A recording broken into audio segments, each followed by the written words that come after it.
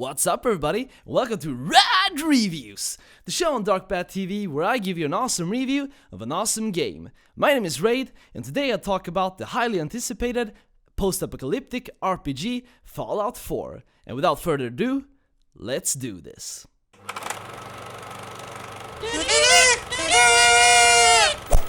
The story. The game begins with a cinematic, talking about war and that it never changes.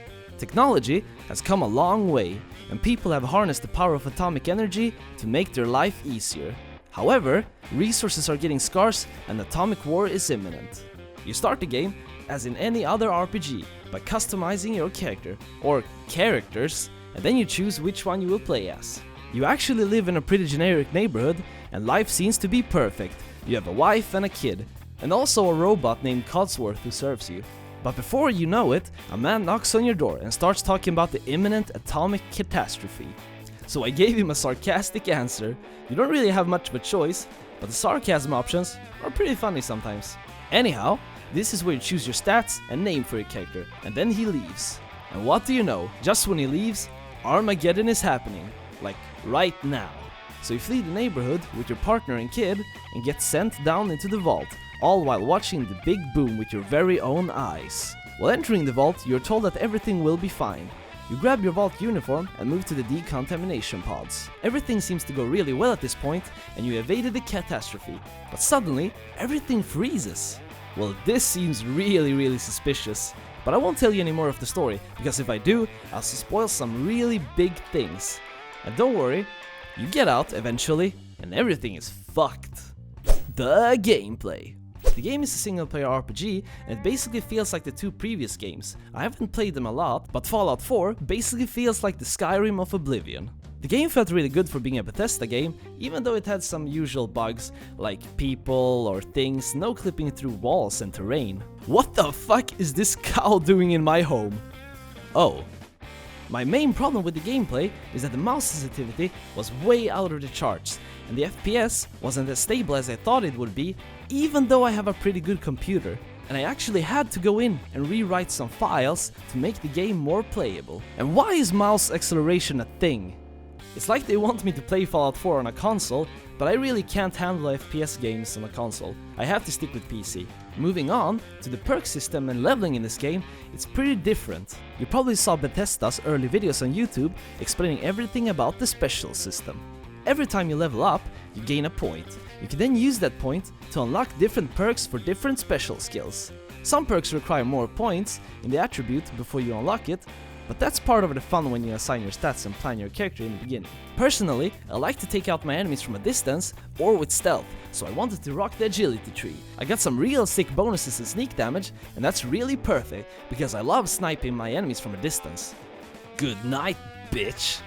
Speaking of sniping and weapons, there's an awful lot of customizing in this game, and you can mod your weapons in a lot of ways. Change the ammo type for different damage, or change the stock, muzzles, magazines, go nuts! It was a real nice addition to be able to customize your weapon this much. But wait, there's more.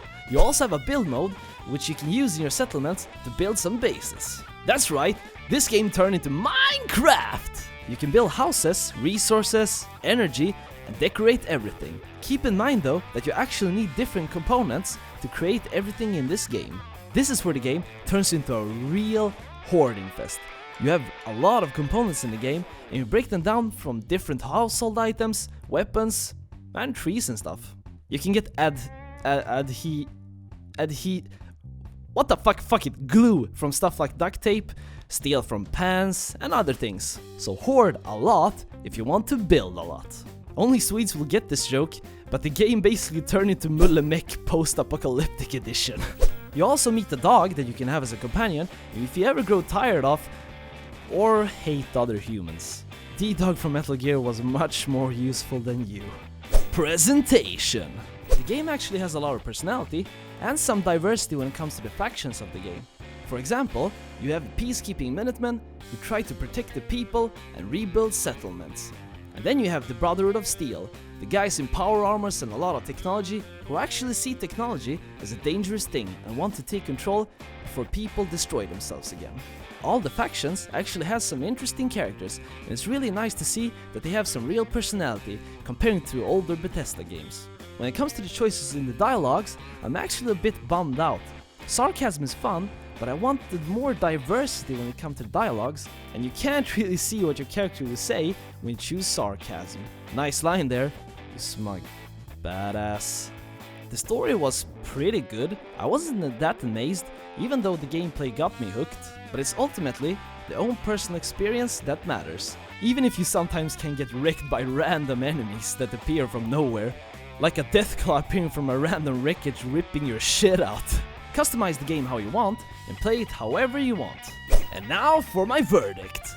My final verdict for this game is that it's really just another Fallout game. Did I just say that? It's much better than the older games and it's really great, but I don't think it's my cup of tea and I won't enjoy it for that long. There's a lot of fun stuff to do in the game and it has a lot of replayability, but the game is massive and it's a real time consumer. All in all, the game gets an 8 out of 10 for being a really cool and immersive post-apocalyptic RPG. Pick it up, but expect to waste a lot of hours on this game. It's probably not something for everyone, but if you pick it up, expect a lot of hours on this game. And that was all for today's Rad Review. And remember, it's nothing personal, just stay hidden, douchebag. Cringe. Thank you everybody for tuning in to this Rad Reviews. I don't really have anything witty to say today, but remember, like, share and subscribe, and check out my brethren's channels. Peace!